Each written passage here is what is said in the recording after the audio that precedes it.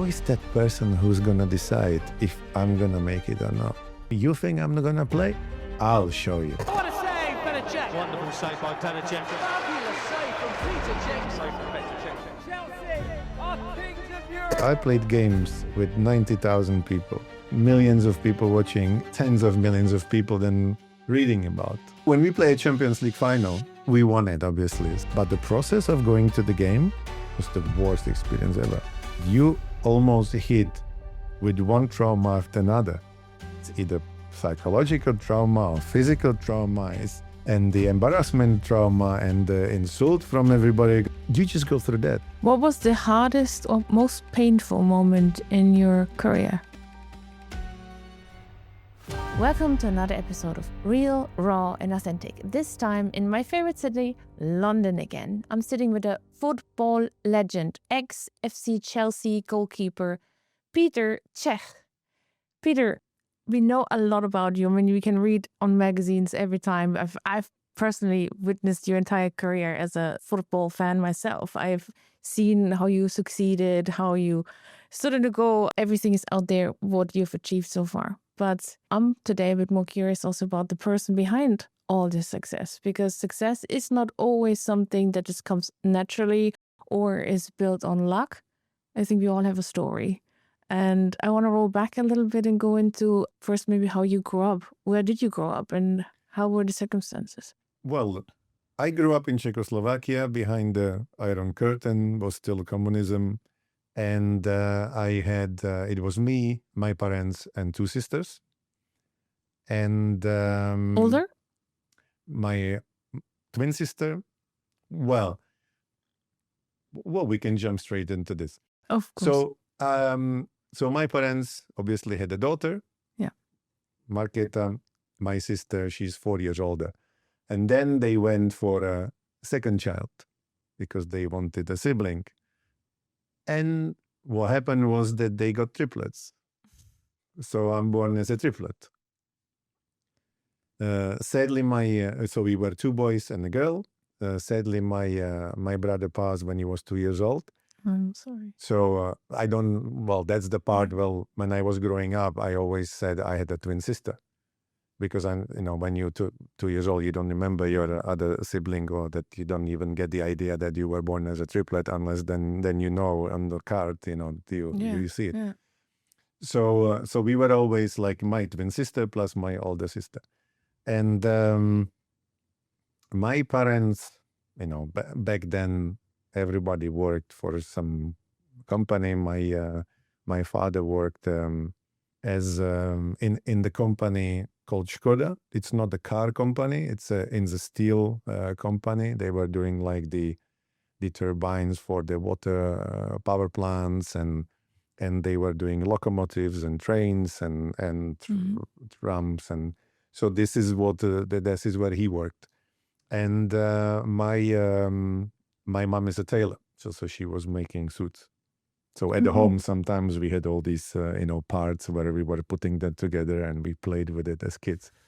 So this is how I grew up. My father used to play ice hockey, used to play football, and he did track and field. That was his main sport. So he kind of introduced us to every sport. So when I was a kid growing up, as soon as I could try any sport, he would introduce us to every sport. So I tried to play tennis and basketball, and I cycled, and we were skating, and we were running and jumping, and we played everything. My sister used to play handball, both of them. So we were literally like introduced to sport naturally. It was not like somebody took it, but at the time there was nothing else. The national TV had two channels. There was not really much to watch during the day anyway. So we spent 90% of the time outside, playing with friends and running outside. And our grandparents, they lived in the countryside, so they have like a little farm. Well, that's what used to be a farm. Then when the communism happened, they got everything confiscated. So you have a farm, you have animals, and suddenly you have nothing.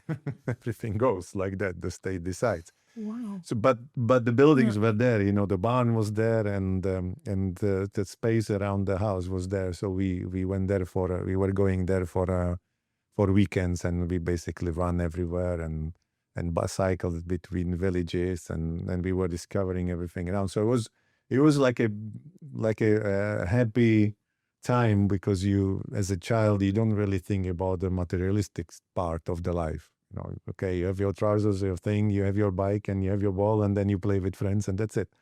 So this is how it was. When I was 7, I wanted to play ice hockey. That was always my first choice. Wanted to play ice hockey, but you had to buy all the equipment.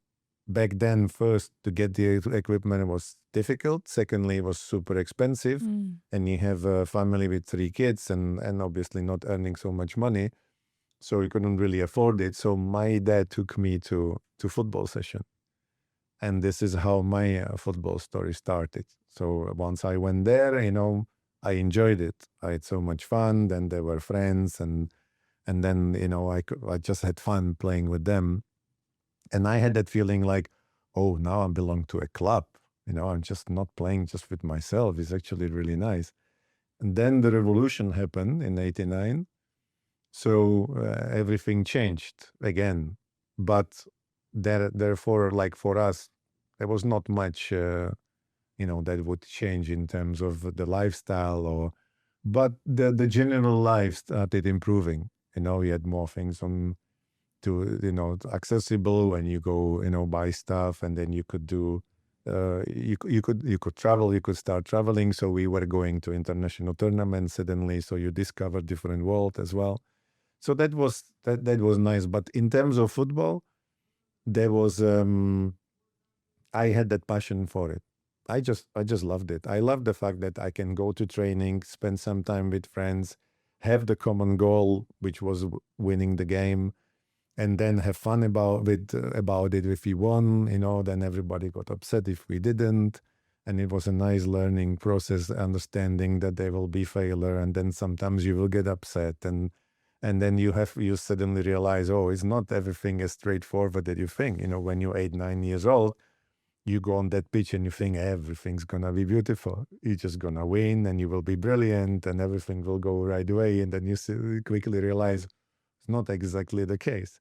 So it was really nice to, you know, like a learning process. And then when I was 10, I was playing as a midfielder or left wing. I'm left-footed, and I can read the game very well. So I have a really good understanding of how things work. So that's why they put me in there. When I was 8, we came to the game, and we didn't have goalkeeper. The goalkeeper didn't come. So the coach was like, oh, somebody has to go and play in goal. And because I always wanted to be an ice hockey goalkeeper, and when I played outside like ball hockey with friends, I was always in goal. So I was not afraid to get hit. I was not afraid. No, I didn't. You know, when we played it outside, we didn't really have equipment, so you get hit with the tennis, like with the ball, and then it just, you know, you have to just accept that it hurts. God. So basically, I was not afraid, and my friend, who was the goalkeeper actually in our team, he wanted to score goals always. So right at the end of the training sessions, he would go and say to the coach, oh, can I play up front for 10 minutes or 15 minutes at the end of the session when we played games? And he said, well, if you find some guy who will go there for 10 minutes instead of you, then you can. So he would always persuade me. So I was there like 5-10 minutes, just that he had a little bit of fun. And because of that, the coach said, well, you tried it in training a couple of times. So they pointed at me and say, can you play this game in goal then? And I'm like, okay. So I played that game in goal, never played in football goal before. Came the next, it was on Saturday, then Sunday was off. Monday, I remember that. Monday I came to training session, and the goalkeeper coach came, threw a glove at me, and he said, no, you're going with me. And I'm like, oh, I didn't expect that. And he said, no, you never played in goal. The way you played it in that game, He said, there's no way I let you not be a goalkeeper. But then my coach didn't want me to be a goalkeeper. So they were kind of arguing about if I should be a goalkeeper, shouldn't be a goalkeeper.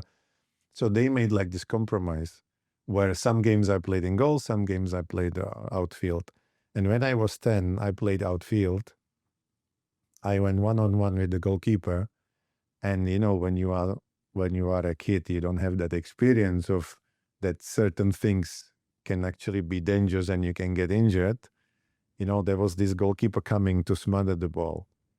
And I see the hole underneath him. So I thought if I kind of poke the ball, that it would go in. So I poked the ball, he came and landed on my leg full speed. So I had a tibia and peroné fracture. Oh. So I landed there.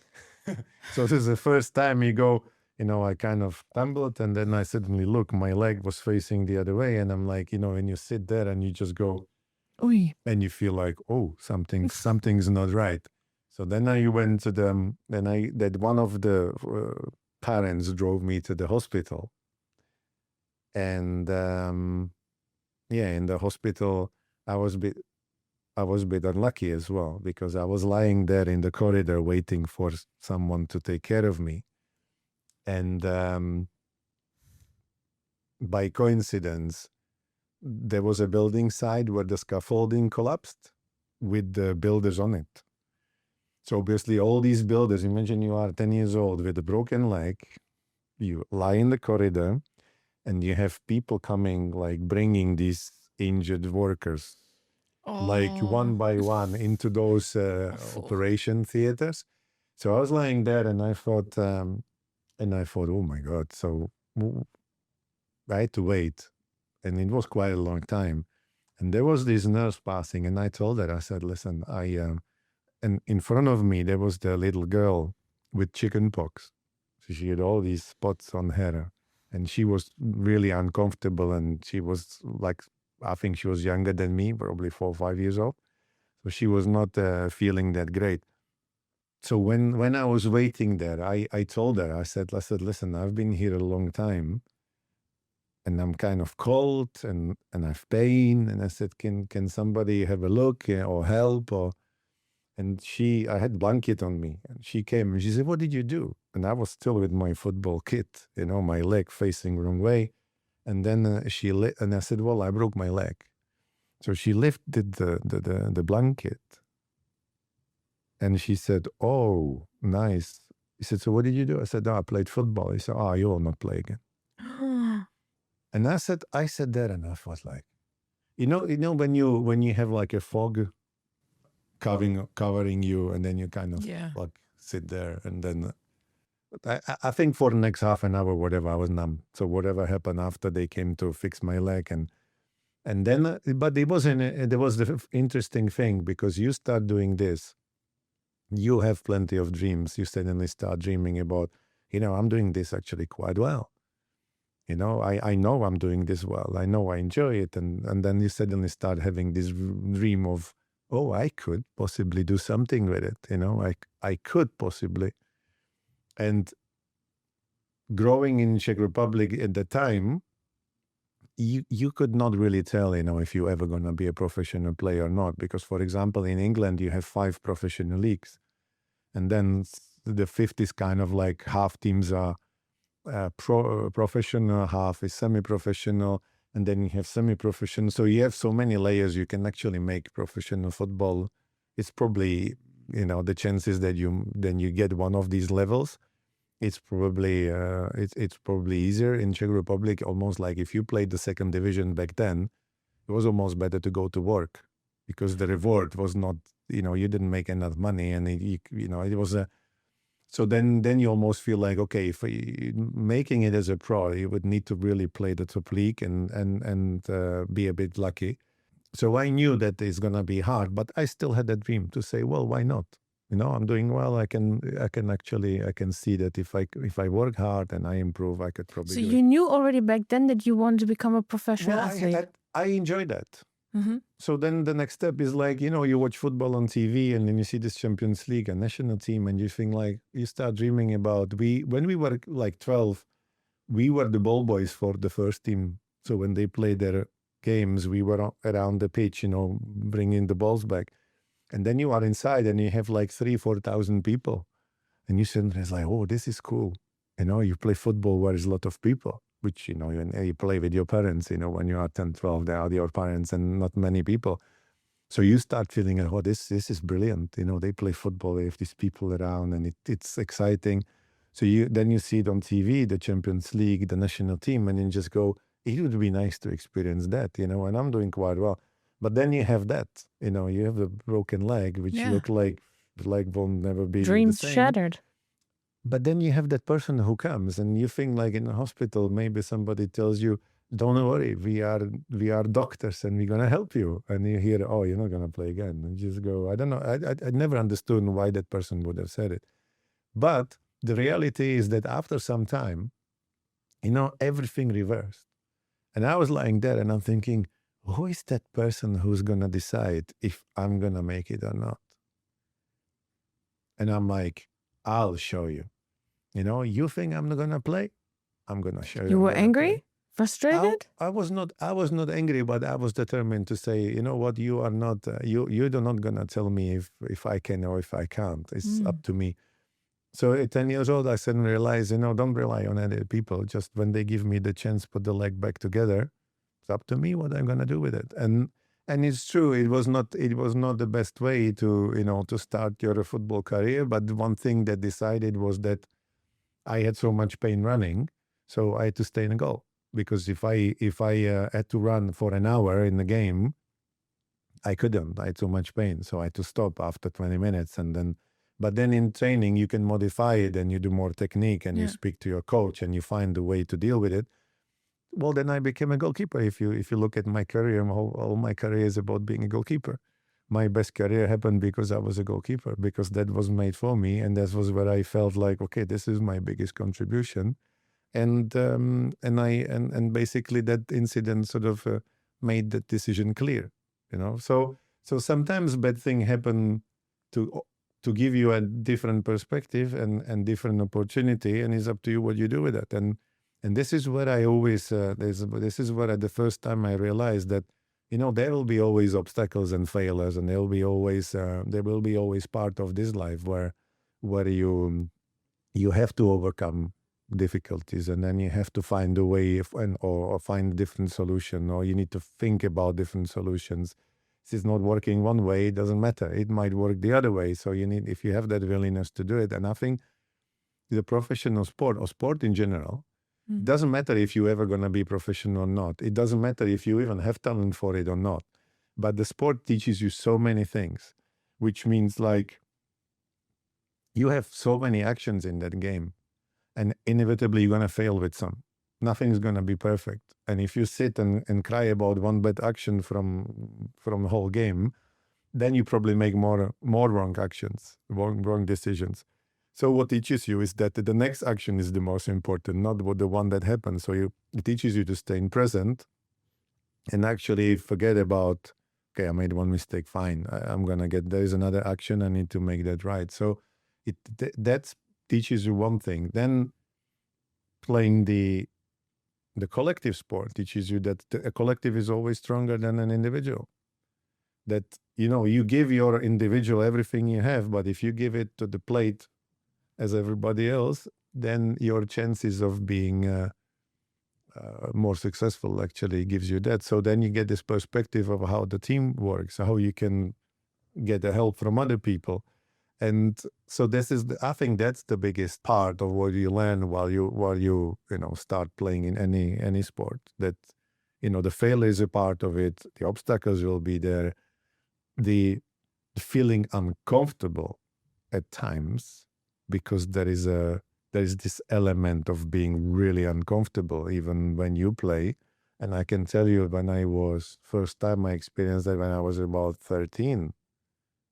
And, when you start playing, you are 8, 9, 10, you don't really think too much about anything. You're happy to be on the pitch and you're happy to come to training and you're happy to play and you have your dreams, but you don't really think too much about it. When you're about 12, 13, you start realizing that it's not for everybody it's much harder to be successful than you thought. Mhm. And that there are consequences of if you don't perform well. And then if you don't perform well, you play less games. You play less games, you learn less. Then less people see you, less coaches will pick you, and then you might.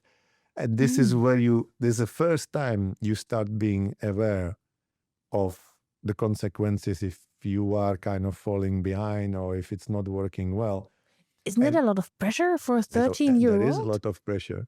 But Wow. you create it even yourself because you want to do well. And then imagine in the modern world, you have a lot of parents who are kind of like pushing the kids Yeah. on top of that.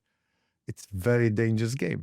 So, that's why I was always grateful that my parents didn't really, like, they always tell me, are you sure you're doing the right thing? My father, he was a great example of, I see his continuity and the consistency with the way he was working, like going to train. He played football for fun, but he was training like on his own. He had like 2 days like Tuesdays and Thursday, he would do extra stuff, and he was already over 40 and he just literally played for fun. And I'm thinking like, oh my God, if this guy at this level like prepares it like that, then I have to be better. So, but he would not tell. He would not force me to go with him. I would go with him because I wanted to do extra things, and I knew that if I do it, I'll be better than others. But they kind of like, they didn't really push me to anyway. If they felt that I'm not doing enough, he would kind of say, "Well, you think you're doing enough? Like if you do it like that, you're actually wasting your time." And then he didn't have to say more because then I realized, yeah, maybe he's right. So I always, I always find my way to kind of correct myself in there, and that was great. But around that time, the 13, I felt uncomfortable. It was the first time I felt terrible, like going to the games. I was nervous, but super nervous, and that was because, as a goalkeeper, the bad part is that you concede goals, but when you concede, everybody sees it like a total failure. Is it really that black or And white? you don't want to be, and you kind of have that feeling like, oh, if I concede, I'm a failure. And you don't want that. And it starts stressing you. And you think, well, if I keep conceding, I'm not going to be good. And then maybe my dream will fall apart. And I don't know why, but that was on that, in that part, when I was about 13, this is where I felt the worst going to the games. So you have real kind of fight with yourself to say, okay, how you get out of it.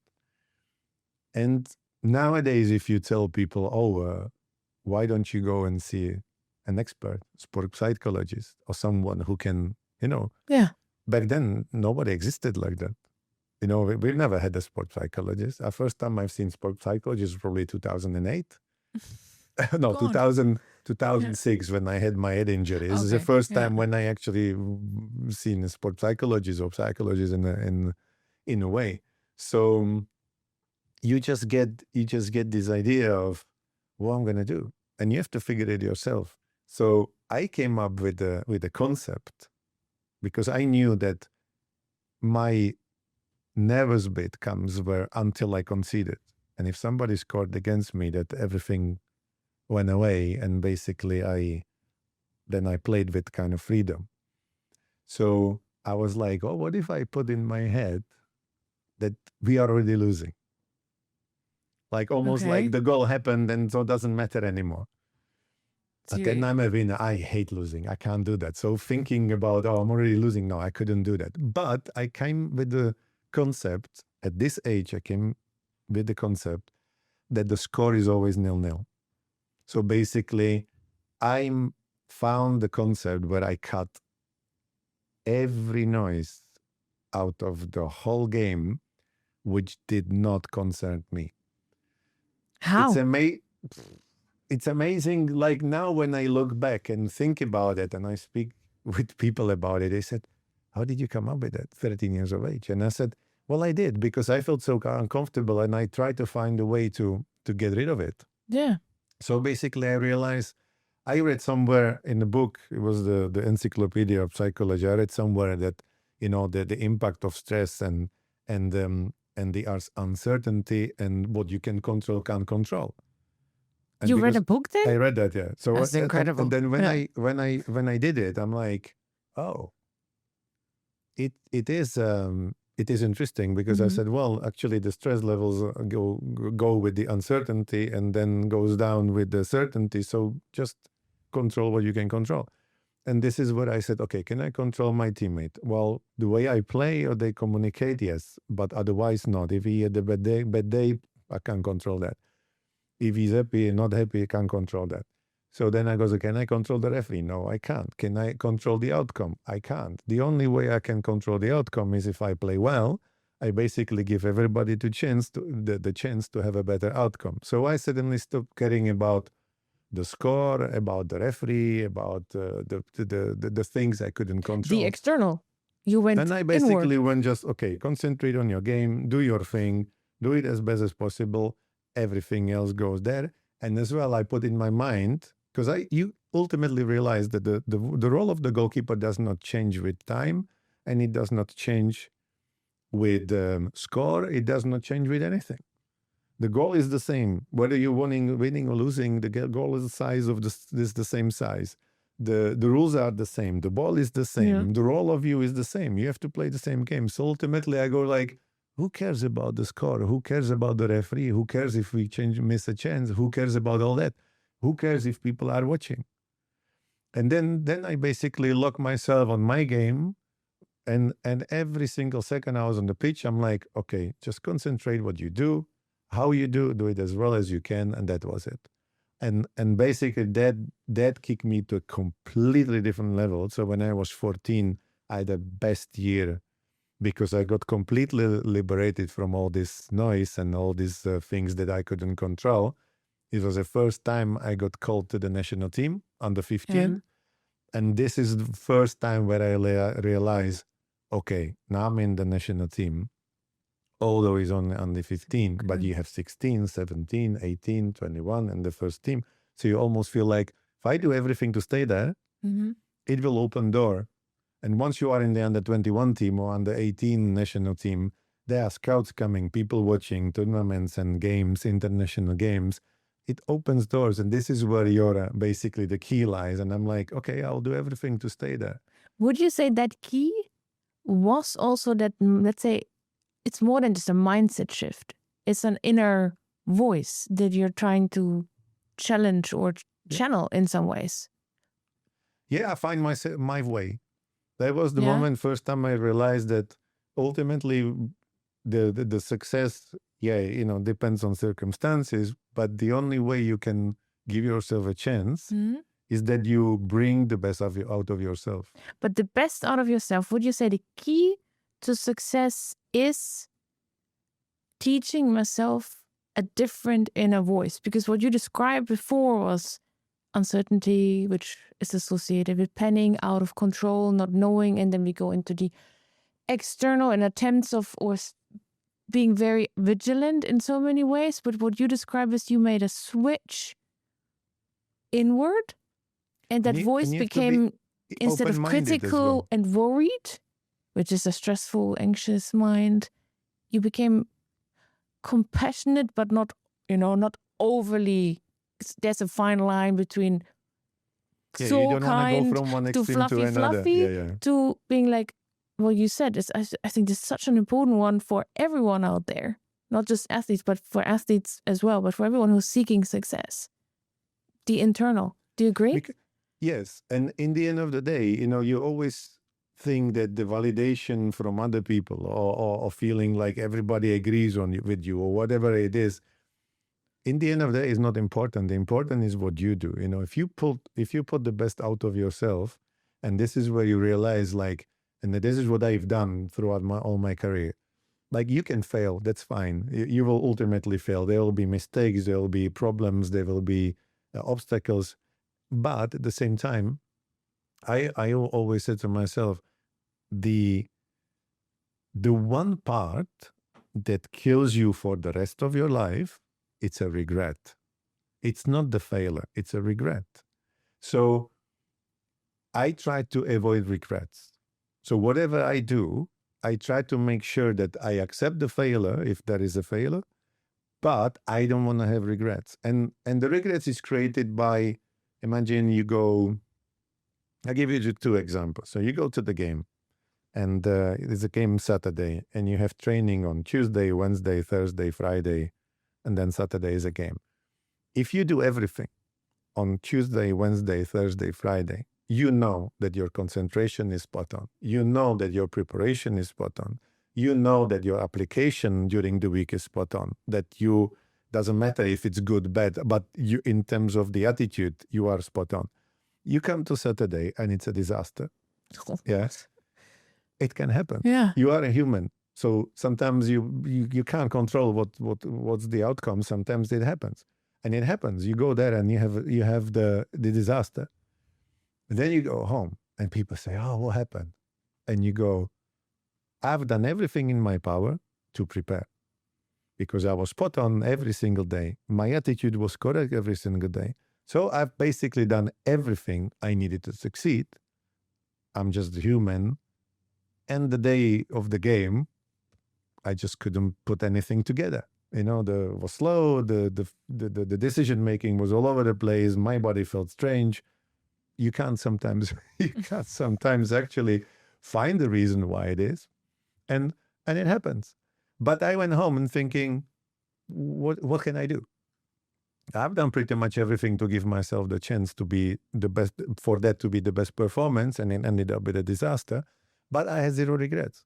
So I accepted the failure and I said, well, next day I go again. And let me prepare for the next day, and that's it. Yeah, but if that happens on Saturday, you have a disaster, and then you suddenly realize that Wednesday you were supposed to do something, you didn't.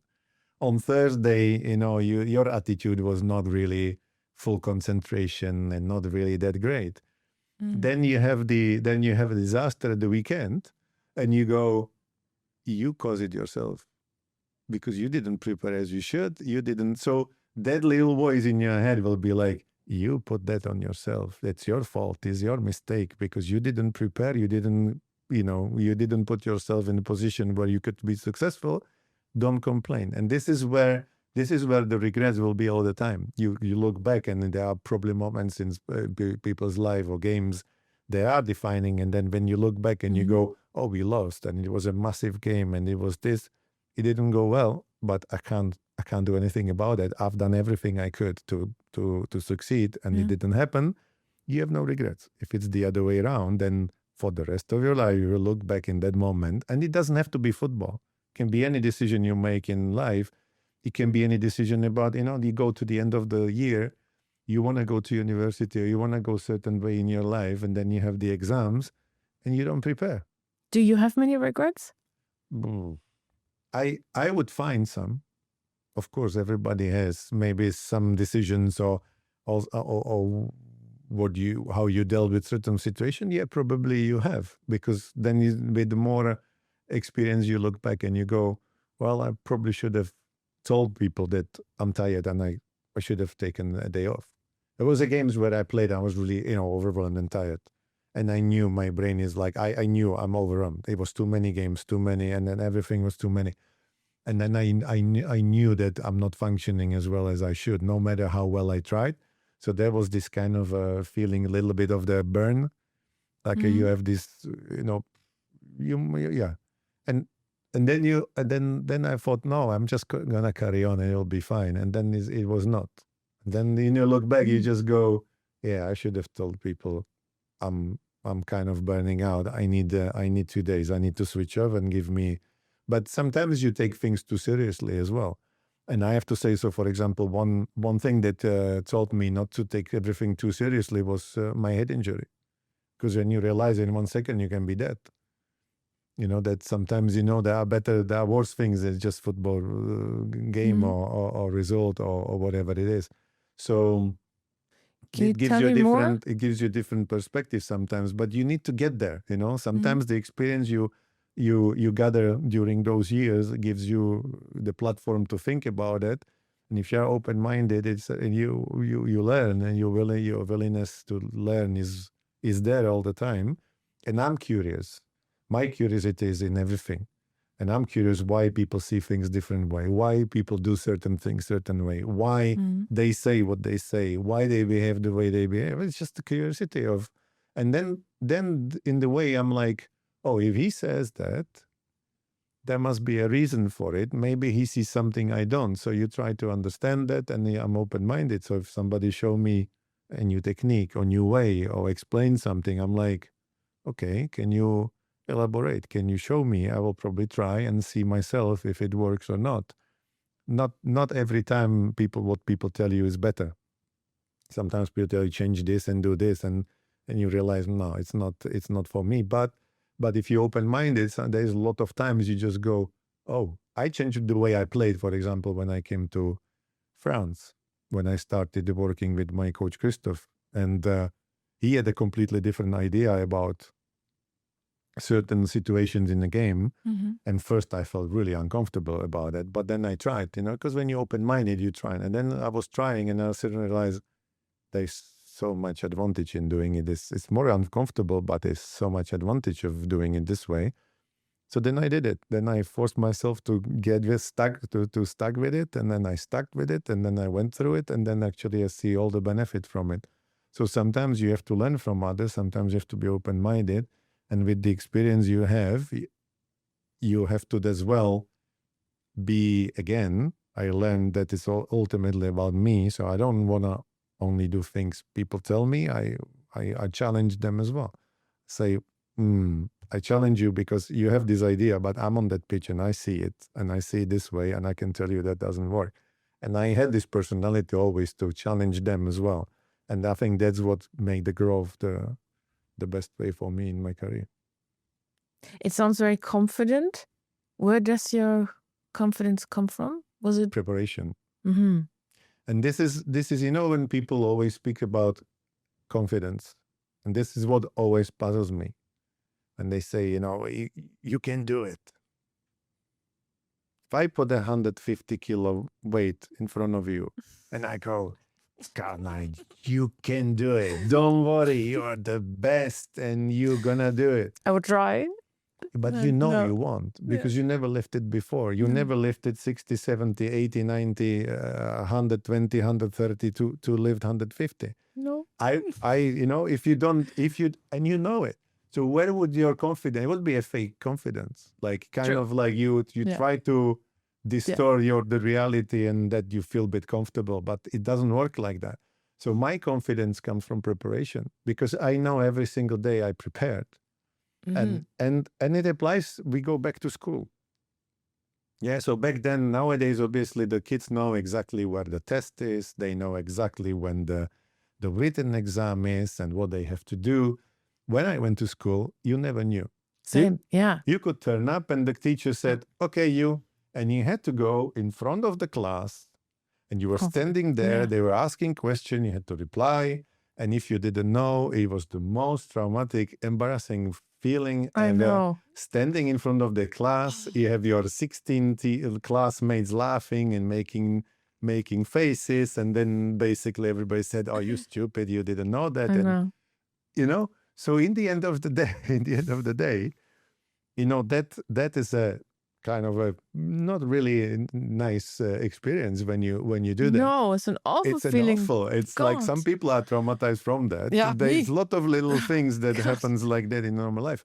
But when you go to school and you're prepared, you basically go there and you just go, pull whatever you want. Call me in front.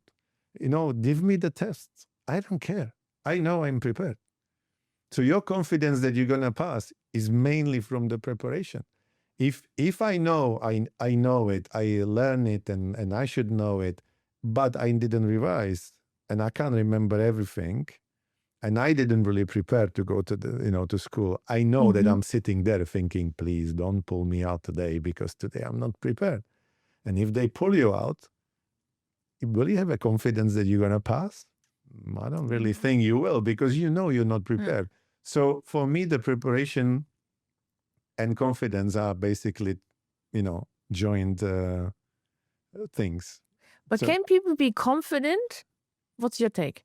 Can people be confident on the pitch and very much like, let's say, an athlete like you full on, give 100%, achieve everything, and then go off the pitch and then personal life be You very can. insecure? You can. Because it depends, the environment is that you go on the pitch and you go with confidence because you train every day. So I can tell you, for example, I played games with 90,000 people, millions of people watching, and then tens of millions of people then reading about the outcome. Yeah. So that is something where sometimes people don't realize. Imagine you have one of those games where everybody is watching, and then you completely, you have a complete shock.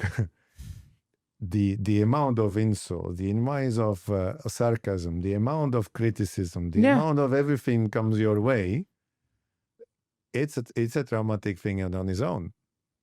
And then some people go like, oh, I don't want to live this again, and this is not for me. And they basically, not everybody managed to live with that stress and that, that part of the game.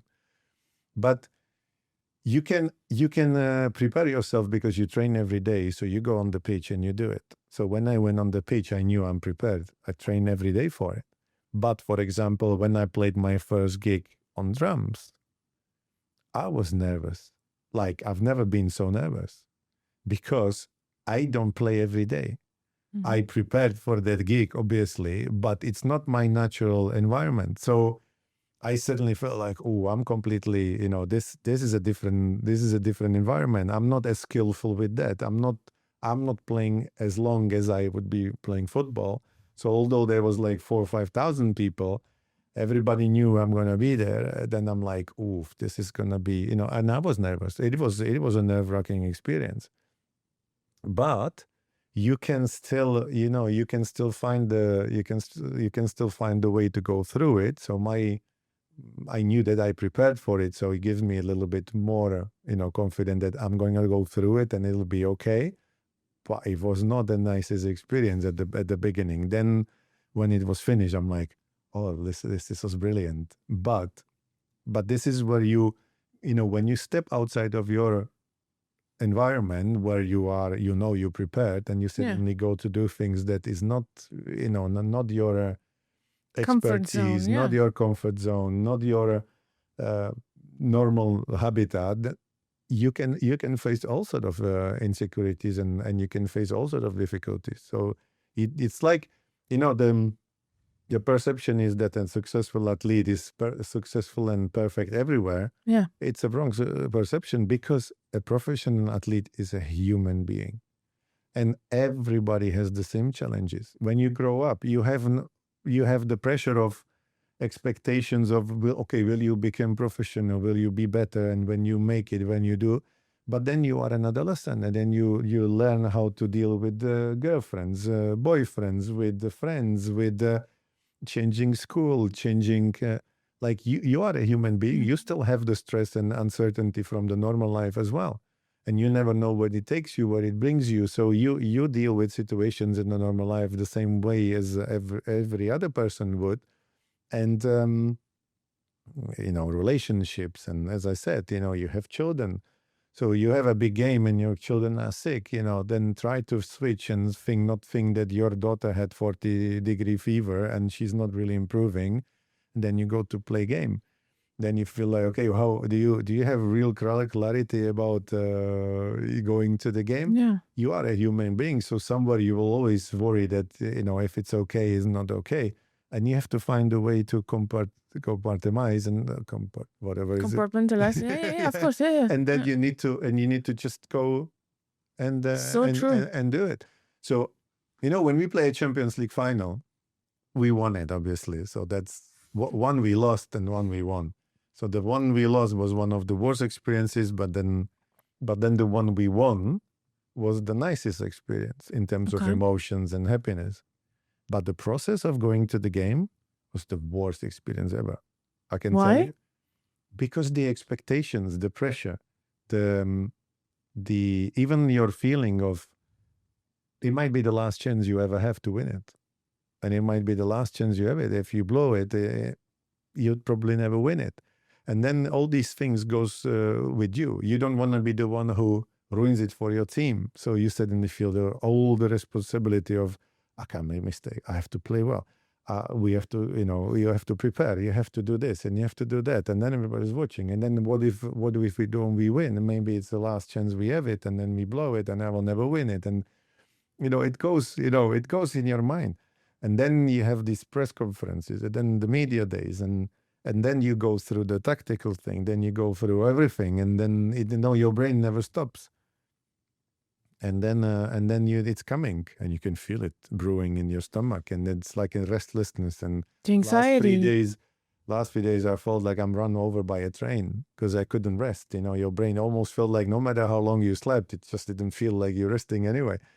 Then you go to the game, finally, go to the game to warm up. I felt like I'm carrying 3 people on my back. Couldn't run. I felt like awful. And then all these emotions, everything goes.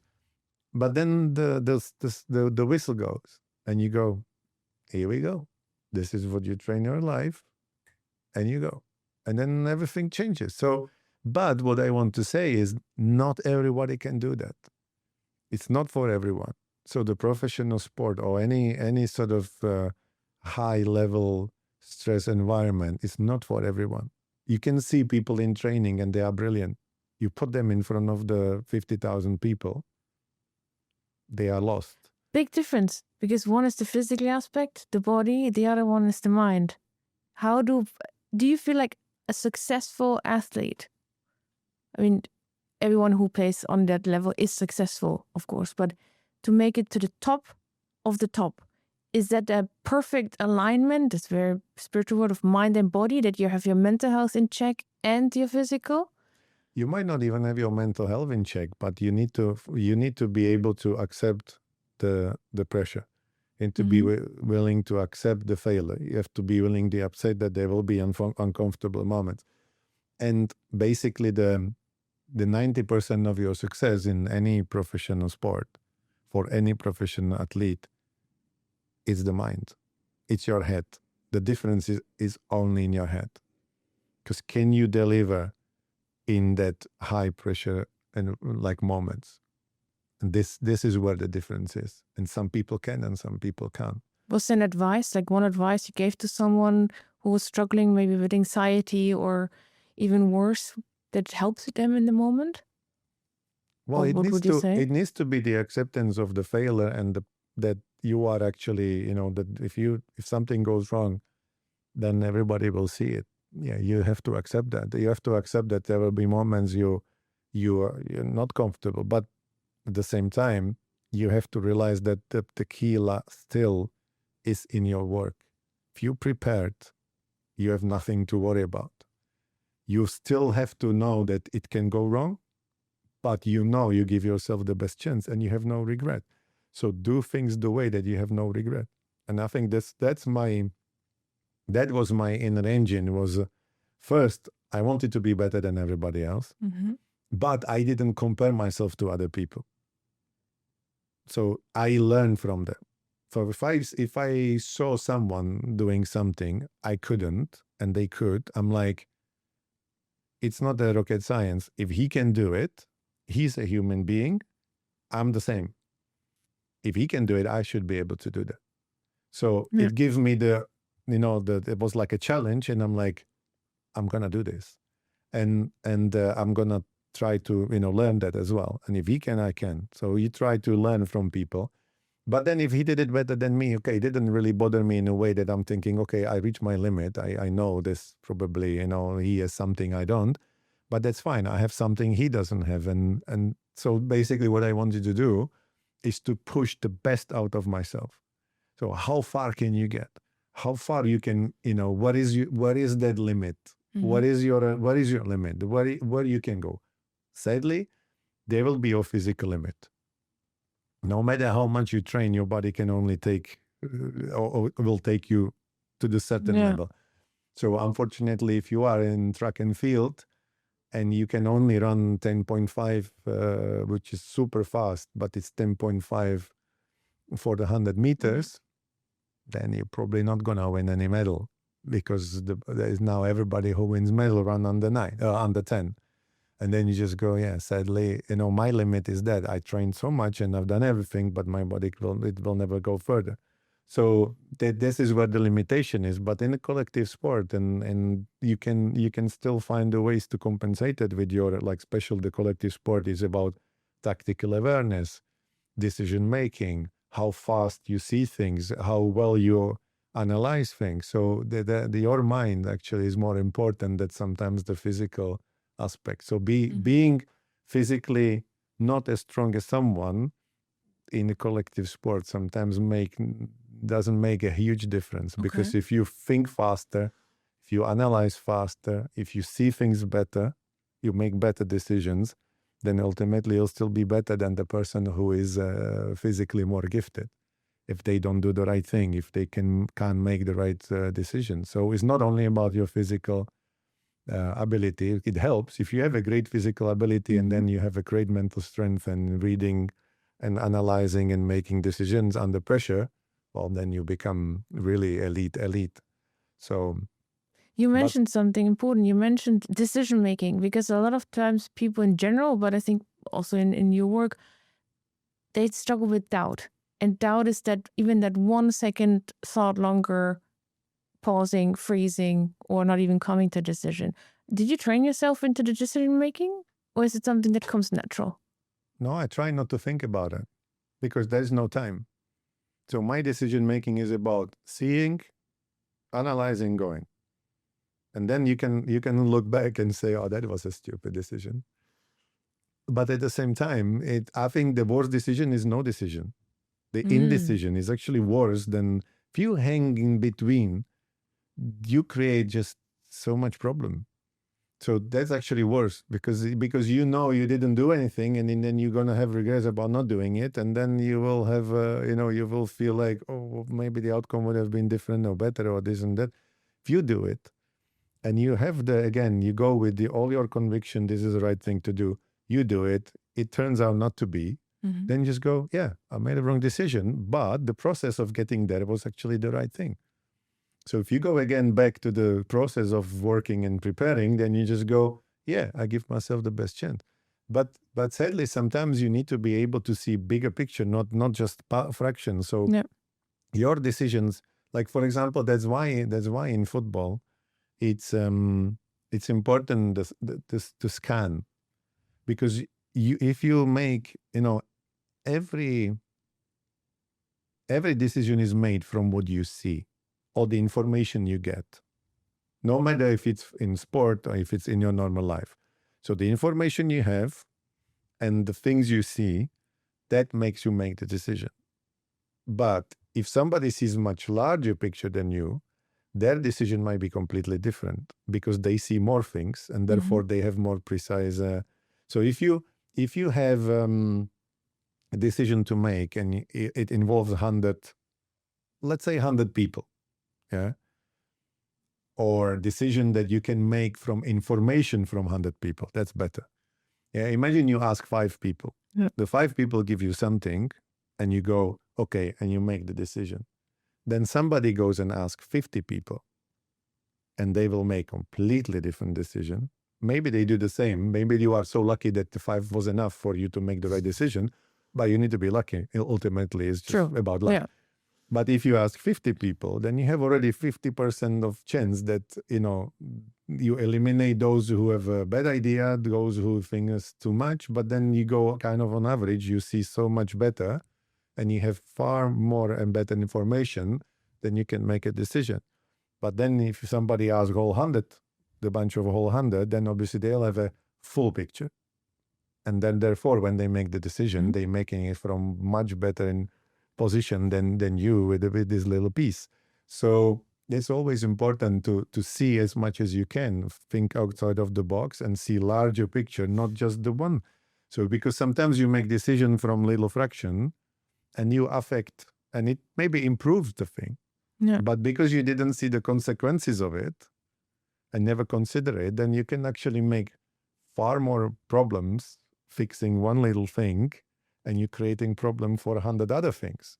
I prefer to create one, to fix the 100 and make problem for one, because that one will, find a way. So that's as well the importance about decision making is how much information you can gather and how quickly and how well you can analyze it. What was the hardest or most painful moment in your career? The most painful, well, the most painful probably, when you have when you play, like, for example, we lost the Champions League final in 2008. That was one of the worst experiences. Like the moment you lose it, it almost feels like you're in the black hole. Everything stops, everything stands still, and you have this emptiness. Like feels like the end of the world. So that's one bit. This is where you because you work for it and you dream about it, and this is your first final, and you kind of hope it's gonna go well, and it doesn't, and it does not really particularly feel nice, and it takes some time to get over. Yeah. That would be definitely one. Then my last ever game, professional game, we play Europa League final with Arsenal and we lost the final. So that was the worst one, because I knew that's my last game as a professional player. I knew that that's basically the end of this game. That's my career finished. I retired. What's the feeling that you have that and day? that was the thing when you hope that you finish on a high. And I had a good game, but we lost. And you just feel like, okay, it stays with you. No matter how, it stays with you. So that's one of the then that was the like a moments where you go, you can't take it back. There will be no other game. There will be no other chance. So that's it. That's it. And then you ultimately will not be able to do that again. So that's a hard one to take. But in the end of the day, when I had my head injury, I was almost dead. So only by coincidence, I was like sort of I managed to get back into playing. So ever since then, you just almost go, yeah, it's almost like a bonus. Anything that happens after, it almost feels like a little bonus.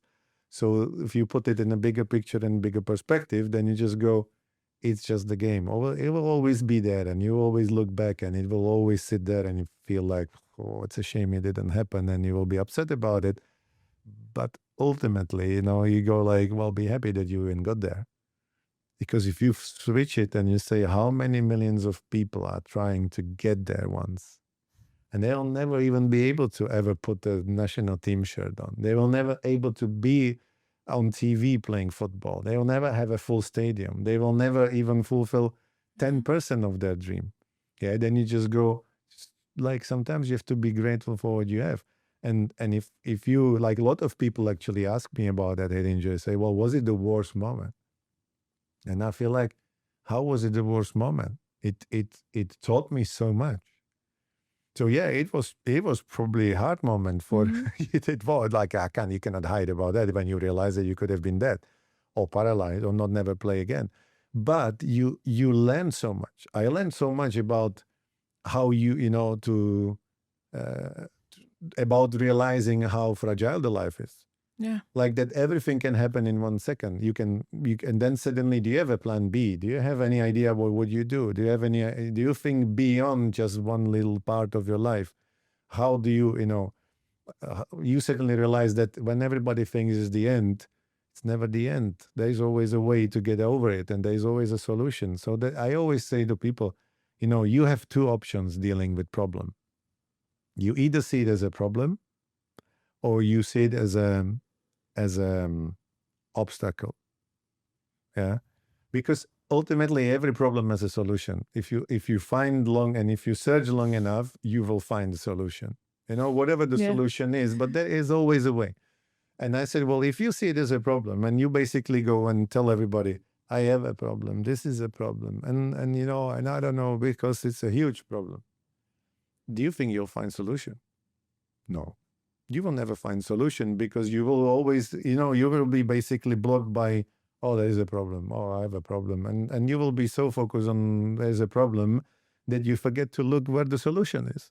If you see there's an obstacle and you say, okay, if I put a big stone in front of you, and then I said, well, the only way is to go over it, like, what you start? You will say, I have a problem. You sit down and you go like, okay, I'm going to die here because I can't get over. No, you will start looking if there is a hole in that stone. You can put your foot and you can put your hand. Can you climb 1 meter? Can you go around it? Or can you see? And if you start looking, you certainly find that maybe there is a way to climb that, that big stone, and you go over or around. You will find a way. So I always try to find the way.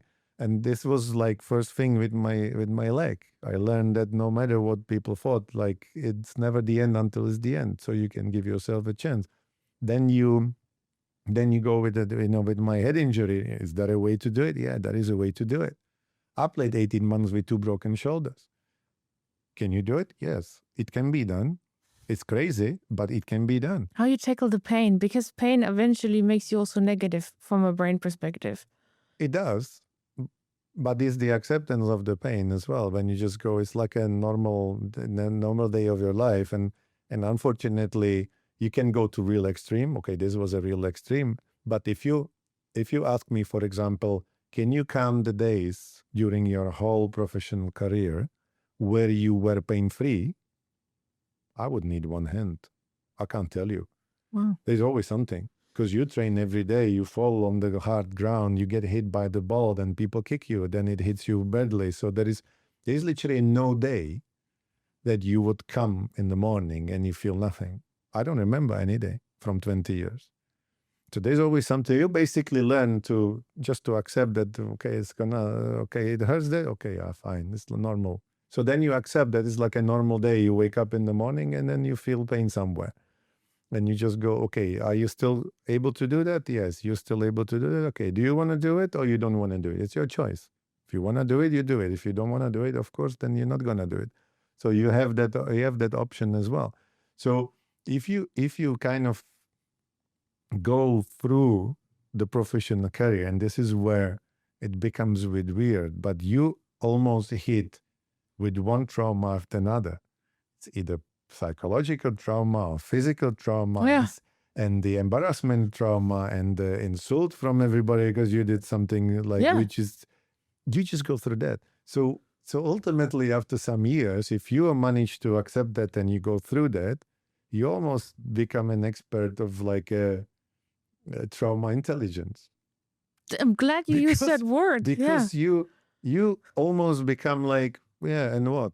It hurts here, and what? And this is a problem, okay, and what? And people saw me falling, and then is 150,000 likes on that I slipped somewhere, and then people, mock you and make fun of you, and what? So in the end of the day, you take it, it's an extreme. Yes, but how do you, because I see you as an example of resilience, and it's not about comparing, but I want to bring these examples. For example, David Beckham, he got bullied quite a lot by the media and went into depression. Buffon struggled with depression. There's many professional athletes. Enke is a huge example, committed suicide. There's people struggling a lot. How do you stay resilient? Is it exactly this, the acceptance but you of... suffer as well. Like there are moments you suffer with it because you think, okay, this is not justice. You feel kind of like injustice, and you feel, why would people be like that? What's the need behind it? But ultimately you realize that they are different people. They are different people. And some people are just jealous. Some people are just because they couldn't fulfill their dream and they are kind of jealous that you did it. You accept that some people would sit every day and wish you get injured or you get dead or run by over the train or that you make a mistake just to make them feel better about themselves. But you can't control people. We go back to what I started when you can't control people. You can't control what they're going to do, what they're going to say, how they're going to feel, and how they're going to treat you. You can't. So ultimately, you have to do the things for yourself. At some point, you have to just realize that you live for yourself. You have to be, in order to be free and happy anyway, you have to be happy with yourself. Because if you live a life for someone else, ultimately, will it make you happy? Because somebody tells you, oh, I like the way you do it. I don't like the way I do it. But okay, if you feel it's nice, then you play the game. And this is a modern world of social media. You know how many times you see people living and then you see their social account or social media account and you just think like, who's that and who's that? Very true. because you try to fill that void of what people might think, might not think, and for a lot of people it's important. But ultimately, your happiness only comes from your inner happiness. If you know you live the way you are happy and feels meaningful and it feels like you're doing something that you like and you are authentic to yourself. Oh yeah, sorry, I didn't even notice. You're authentic. That's where your freedom and happiness come. I strongly believe that. So I always say, people, I'm sorry, I'm the way I am. You don't like it, you don't have to speak to me. You don't have to like me, and you don't have to interact with me. If you feel I'm not a pleasant person, or I'm this and that, well, then speak to me then. Or if you want to be part of my life, then you have to, that I am the way I am.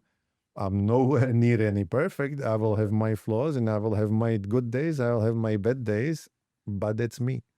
And if I feel like that's me and I feel like that, I say it. If you don't like it, then, too bad. So that's the way. Sometimes, it feels, do you think it's selfish, or it feels like you're out of place? And it's me. And I'm actually proud to be me. I always say to my kids, always say, laugh, and say, yeah, you are the NPC, the non-playable character in those games. When you have the simulation games and you have these non-playable characters where basically you play your character and there are these people walking by, and that's a computer who kind of, you can't play them, but they do things there. Yeah. They always laugh at me, and they said, you are a kind of NPC. You are a non-playable character in this world. You just do what you want. Would you say you're like almost a unicorn in your field, or a lot of people are very authentic? There are a lot of people, I think, they will have similar attitudes or do different things, so they will be even better in certain other things, but they just don't speak about it. Like maybe they don't really express it that much, or people are not really that interested in it. Maybe a lot of people don't know too much about them. Maybe this why they do it. But I do a lot of things that people just go, it might be annoying, because he said, oh, you do that and you do well, you do your podcast and you manage, you've done drumming and you've done it, and then you play football, you're good at it, now you play ice hockey and you do it fine. So I'm probably the annoying person for a lot of people, but then I work towards it. I train, I practice, I prepare, and that's why certain things happen in my favor, because I kind of force it by my preparation, that I spend the time doing it. Because I don't think you're born that you ate magic baguette in the morning. It would be nice if you could have a magic baguette, and you eat it, and you go, and tomorrow I wake up and I do this. Yeah, true. Yeah, but you have to realize that because you work towards certain goal and you spend the time, a lot of things involved is about muscle memory or about memory. So you just if you keep repeating things long enough, then you become better at it. And what I love, for example, when people talk about fear and how you're not worried about it, I said, I accept that it can go wrong. And I don't know if you followed Alex Honnold when he did this free solo climb in that Beijing, whatever, building. And he free solos El Capitan and he does all these things. When people asking about, you can die every time, it must be so scary. Like one little mistake, you're dead. And he himself, he said the preparation that goes into it.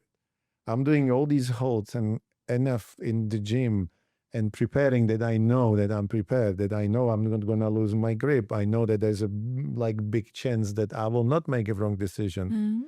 So that's the first bit, the preparation. But there's one thing he really actually, that was the way I never thought about it. And when he asked about the fear of falling and maybe dying, so he accepts that can happen. But they told him, he said, you must be wired a different way, that you feel almost nothing about that. And he said, no, it's not true. But because he's done it so many times since he was a kid climbing, and basically he did probably 10,000 times, and in 8,000 situations, he could have got injured or actually killed himself. So he said, you do it so many times that it's like a normal thing. Yeah. So because Ask how many times I was exposed to almost like a near-death situation, like one mistake you did. Hardly. I didn't. Okay, I had one experience, but it was kind of coincidence. But I was never climbing a building without drop. I was never climb rocks when I was a kid. Maybe there was few moments where I didn't really think about it, but I was never exposed to that. So suddenly, when I see something like this, my understanding of the fear of or the problem is like, oh, how does he do that? But if you do something 1,000 times and you repeat it, it becomes your normal thing. So you probably don't feel about about it the same way as other people. So if you are in the environment where you prepare and you do things every day, then it just feels like a walk through the park, like a normal walk through the park, because you've done it many times. So big games are ultimately about that. So that's why I prepare. That's why I train. That's why I make sure that I'm in the position where I don't have to worry, and then give myself the chance to have the best outcome. Does it guarantee the best outcome? Sadly, no. But I give myself a chance. I probably force a luck in that way a little bit as well, because I managed to do things that most people don't. But when I started playing drums, was just to find some way to relax. Would I ever think that? Would I have ever thought that I'm gonna play gigs? No. I played O2 Arena in Prague with the Paul McCartney's band, and then you just go. So cool. And then all members of Paul McCartney's band, and then you just go. And people go like, "How do you do that?" And funny enough, when I started playing, my wife was like, "Oh my God! Out of all the instruments, you pick drums. It makes too much noise." He said, "Why don't you play piano?" And I laughed, and I thought, well, one day when we go to a festival, you will think differently. And then we went.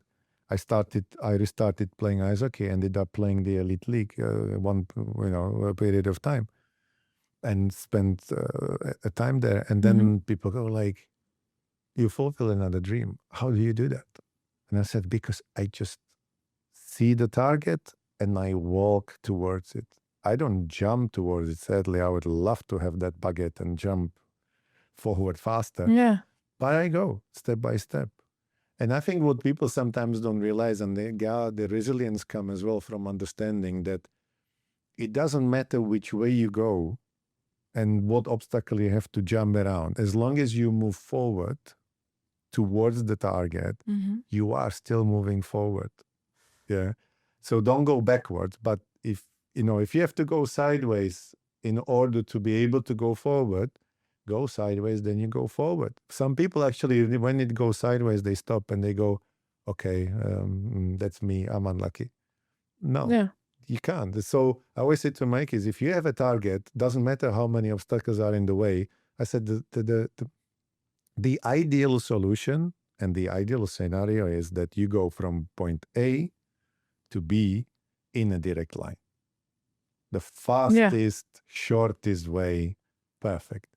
But if you have to go like that and then you reach it, you still reach it.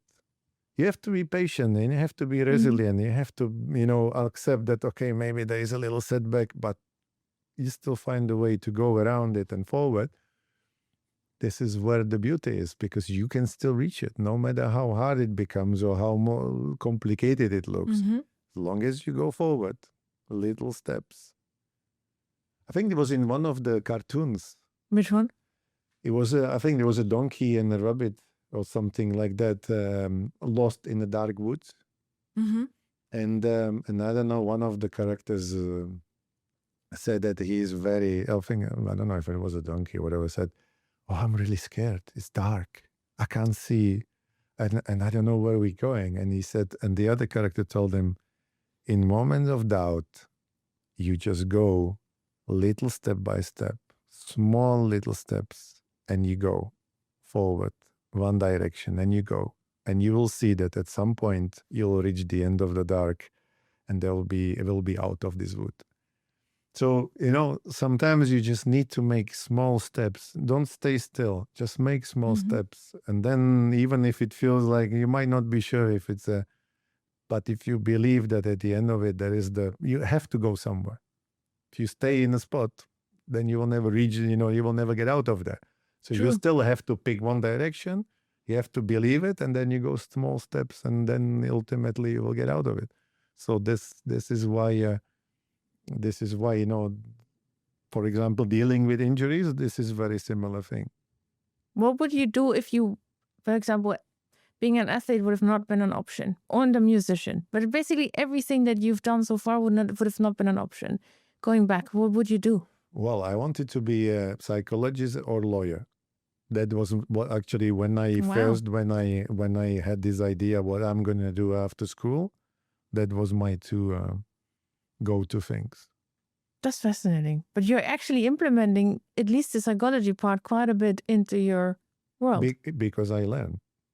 So it's not like come up with idea. No, I learn about the ideas. I read about I have the encyclopedia, which is like this huge and this thick. I read at home. That's the one I read the first time. You still have it? About the stress. That's incredible. I have it.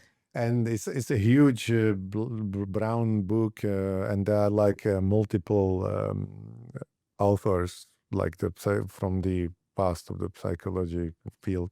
So they put it together. And then, so this is where when I was in doubt or when I wanted to know how certain things work, so I read about it. If you don't know something, make sure you know. Why, make sure what is your best option. And you might agree or disagree, but at least it gives you idea how. That's why, as I said, my curiosity is the biggest. It's my biggest help because I'm curious about how far I can get, why things work certain way, why certain people do things better than other, why they do it this way, not that way, or I see it this way, but they do it this way. They might be wrong, I might be right, but it doesn't matter. What makes them feel like that? What makes them do it that way? Because then when you deal with people, for example, you are an owner of a company and deal with people, if you understand people better, you can manage them better. If you are a coach and you understand people, that there is a human aspect, you understand certain people, you can manage them better because you suddenly realize what they do. When I learned these languages, I actually use them every game. So I spoke to French-speaking guys in French, the German-speaking guys in German, the Spanish-speaking guys in Spanish, and English-speaking guys in English. If it was a command for more people, then it was always in English, because then there was a universal that everybody understood it. But if it was a precise thing for one individual, I would always tell them in their language, because I believe that they would instantly get it. There will be no delay, and there will be no problem for me. And this might be a 1%, 2% of advantage. Yeah. It's a massive advantage in the scale of a whole season or one game. 1 centimeter can decide everything. So again, you try to find the ways to bring the best out of everybody around, use them to your benefit as well, because if they play well, then it helps your team.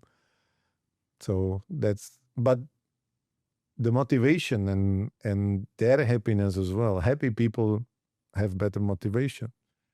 You can ask them to do more things. You give them accountability, what they do, they use it. They maybe do more than you ever ask, because they are happy that you give them that opportunity, and they suddenly go, oh, I have this idea. And you never probably ask about it, but they will bring it to you. They will show you another way, and then you just go, oh, this is brilliant. This is how the beauty happens. If you just feel, suffocate people and they are not happy and they are not motivated, what's going to come out of them? Nothing. And that's obviously again, going back to understanding that people are different. Some people need to be pushed. Some people need to get the hand around their shoulders to get the best out of them. But once you understand that, then you can easily, bring the best out of people. So that's why this curiosity about everything. I have, if you show me something and I don't understand that, then you just go, yeah, I would love to understand more a little bit. Why? And then I find the information. The nice thing about modern world is that you find information. You find a lot of bad information as well. and bad influences and but then you need to find a way to deal with those. But if you're curious about something, you can always find things. How important do you feel it's important to feel your feelings, particularly as a man? You have to be able to work with your feelings as well. Because if you ultimately keep submissing it and putting on the side, it can catch you up. And I think that was probably the now we have obviously a lot of talk about the mental health in sport. Yeah. But if you go back, it was the winners don't complain, the winners don't cry, the winners don't have problems. You are that unbeatable crazy animal who just like no problems, no feelings. No, it's not true. Everybody has feeling, but because you were supposed to be like that, and because it almost felt like, oh, if I tell the coach I don't feel well, he will not put me in the team. So it comes with a bit of shame? So yeah, they almost feel like, well, I tell him I have a problem, that somebody passed away in my family or something happened with whatever, I made some mistake, and then now it's eating my brain and we have a big game. He will not put me in because he will think, oh, his head is elsewhere, I'm not going to put him in. So people were not ready to share. So it's a now missed you out have sport opportunity. psychologists, and you have actually the opportunity to speak to them, which is kind of more confidential. And if you have the confidence in that person that they will not share it with the coach, for example, then, but because you never know, because it used to be like you said something like that and then you were not playing, and then you go like, why I'm not playing? And then you back, it comes around and they tell you, yeah, because you had this issue, and then they thought that you are not in the right frame of mind. So people were not sharing. So you were keeping everything to yourself, and then it could overflow, and then you have people with anxiety and depression and all sort of problems. And this is where it all started. It comes from the culture, and it used to be like that. So now obviously it's changing. So now you have the opportunity to go. It's true that way. It's a bit of an extreme, and you don't really want that. But because I grew up in that, I realized that I didn't have an easy way out just to go and speak with someone about that. I have to figure it myself. So it gives you as well this, inner understanding how to deal with yourself. True. So it's a powerful tool. But then you look back and you listen to all these stories of great athletes, and then you suddenly realize how much trouble they had, how many traumas and dramas were behind their story. Like I think recently Thierry talked about the difficulties he had with his father, that he always felt like he's not good enough. Everything, and no matter what he did, he felt like, I'm not good enough. It was not good enough. And it killed him. So I was pushing and wanted to do it for like that. He gives me some sort of like one day to come and say, oh, well done, or something like that. And then you just feel like, well, that's a bit tough. But there is a lot of things behind every story of a very successful person. Sometimes they dealt with all this. These invisible And wounds. it's invisible traumas, and basically I'm telling you, like professional sport is full of trauma. Physical trauma because you get injuries, mental trauma from either injuries or from the outside world, from losing the game, from getting all the abuse because you made a mistake in an important game. You can never get out of it. You're always in survival mode. Yes, you are. And that's why sometimes people, when they finish, Yeah. a lot of times when you ask them, all they say is, I'm missing the dressing room. You don't hear, I'm missing the adrenaline of this. I'm missing the everyday work. I'm not missing the training. A lot of people, because they have enough, you reach a point where you really have enough. Your body has enough sometimes. So, but the camaraderie, the dressing room, the banter, that's usually the thing people miss the most. And there is a reason for it, as I said, because you go through a lot of things.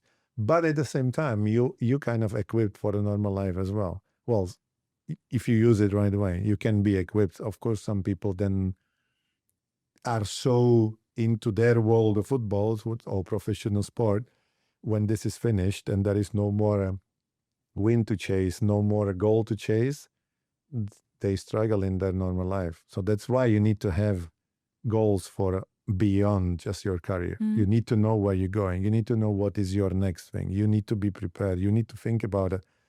And actually, my head injury taught me that, because it could have been finished. And then this is where I had time to think about, okay, if I never come back, which I said, well, I'm going to come back. I'm going to do everything to give myself a chance. But if it's the end, what are you going to do? And this was the first time I'm like, okay, I would do that. I would try to do that. And because I never know how long my return will last, because it could be 1 week, could be 2 weeks, could be 1 month, and it could be 1 day, then you just go, you have to be, then this is what gives me that perspective. Okay, think about what you're going to do next. And this is where I started, preparing and learning more about things, and did my education and my MBA and all these things in order to open other doors where when my career was finished, I was like, okay, now I can do this, I can do that, and I can actually, I have a goal and another target, and then family is your target, the kids are the like you can spend time, and so it's up to you how you do it. But when you have an idea, it helps. But some people don't have idea beyond. They just go, I'm a professional athlete. Yeah. Everything goes on that. And then when they finish, they go like, oh, what's next? Do you feel there's also a lot of people or also professional athletes who struggle actually with a deep sense of loneliness? Not being alone, there's a difference. Alone and the deep sense of loneliness. Because they feel misunderstood, or there's this shame they have to keep to themselves, also how they're feeling internally, because they have the money, they have the fame, so they shouldn't complain. Again, I think you can find yourself in that position easily if your world crumbled and that's all you wanted to do. And you need to find your way in the new life. And if you don't have targets, if you don't have goals, you don't really know what to do with yourself, you will probably find yourself in that space. That you will feel like there's no joy from, and I have all these people around I can see, but there's something missing. Yeah. And that's, the void of, there is no another game. There is no purpose. There is no, What advice would you give that person if they were lonely? What would you tell them to do as a first step? Find meaningful things. Purpose? Like get yourself some target, something you because ultimately every day in your career you work towards a target. Your target is the next game, and you prepare physically, tactically, and even mentally. You prepare for it. So then you always have the structure of preparing for something. And then if you don't have it, it might feel nice for time. You lose a structure of, the annoying thing about football, for example, is that the coach gives the program. They tell you where you have to be, what time you train. Sometimes you would wish that you could do it at other hour than this hour, but you always told what to do. And it's very annoying because everything is done like, everything. You go to the hotel and it says breakfast and then meeting and lunch and pre-match meal, depart, meeting, game, and then traveling, next day training, whatever it is. And it's always like that. So you never have any control over your time. Yeah. That's the annoying bit. So when you stop, then you suddenly can do all these things you want. Yeah. But how long can you do it? You enjoy probably 3, 4, 5 months of, okay, I can play golf, I can go there and I can have a coffee and I can see my friend there. And then, but after a while, you just go, yeah, I played golf already. Oh, I've done this now. And then you suddenly feel like there is something missing, the structure, the emptiness of not having the structure, not having the goal, not having the purpose will disappear. It will be there, that void will be sitting there. And then this is where you probably feel the loneliness of, okay, what now? All my mates are at work. I have nothing to do. Yeah. So this is where the impact can be really big. So that's why you need to have something you work towards. Whether you start painting or whether you start writing a book, whether you start educating yourself in something, or you start playing a different sport and you fill it with like maybe a time with a coach that you have another purpose to work with. I don't know. It can be anything. But I think you need to have something that is meaningful and then actually gives you that substitute that purpose of preparation. Great advice. Yeah. But can you, not everybody will suddenly know what it is. But I think you should always think about it, what it is, what makes you happy. Ideally, but something that will make you happy when you accomplish your You learn a new language, fine. You spend the time in doing it, then you get better, and you suddenly travel and use the language, and you just go, "Whoa, it works!" You know, the satisfaction from that. That's I don't know. Yeah. But I always say as well, we only live once. Well, there are a lot of hypotheses that, you can reincarnate and you might come. We don't know Yeah. about that. Well, there is a big chance that the moment you die, you're dead, and that's it. And you will never be able to live that again or do that again. So why would you waste time? Because this world is like 4 billion already in. We only have small time of that period as our civilization. Then so that's really minimal fracture of what's gonna be ahead. Why would you waste it? True. So that's what I try to, like, people say, "Oh, you do this, you never sit still, and you always do that." And I said, because I have one chance to live this life. So I want to live it. I want to use it. Beautiful. Already the chances, if you think of your chances of being alive, the trillions of combinations of why you would not be alive. Because your parents first, what are the chances that your parents met?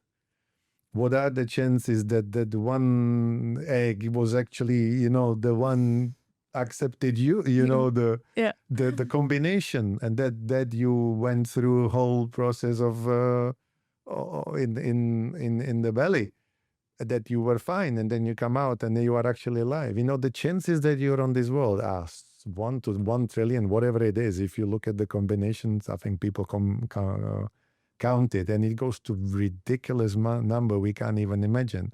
So you are already that lucky that you have that chance to be on that world. So use it, like, really. I feel already really motivated. I'm sorry. But there'll be bad things, good things, really difficult things, and then you will have some rewards. Yeah. But you ultimately have the power of what you want to do is within you. And if you have that inner engine to drive you there, you can do it. I have one question. I could continue talking for hours. I think we could have 100 topics more and have 100 more questions. Maybe we can do a second part. If you could travel anywhere in your time, doesn't matter, from young age, teenager, maybe yesterday, and you could give yourself one piece of advice, where would you go and what would you say to yourself? I would probably go to that age when I was this 10, 13, before I found my concept of score is always 0-0, when I took or even maybe later early in my career, I took probably things too seriously. Like everything was so intense, so serious. So as we never leave this world alive, then you should be able to relax. That would be my advice. Just relax, do it the best way, but you will not leave this world alive anyway. So don't take things that seriously. Just sometimes it's better to be serious, but as well to understand that one result is not, it's not the life is not defined by one result. Thank you. This was really a wonderful conversation. I'm really grateful picking up on your words that you spoke. You shared so much knowledge, and I encourage you to repeat this many times, because there's so much motivation, so much inspiration in this episode that comes from your voice and that can really help you in your daily life. This was another episode of Real, Raw and Authentic, this time in my favorite city, London.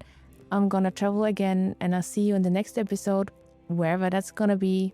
Thank you very much for listening. Take good care of yourself, and do not forget to hit the subscribe and the like button at the end of this video.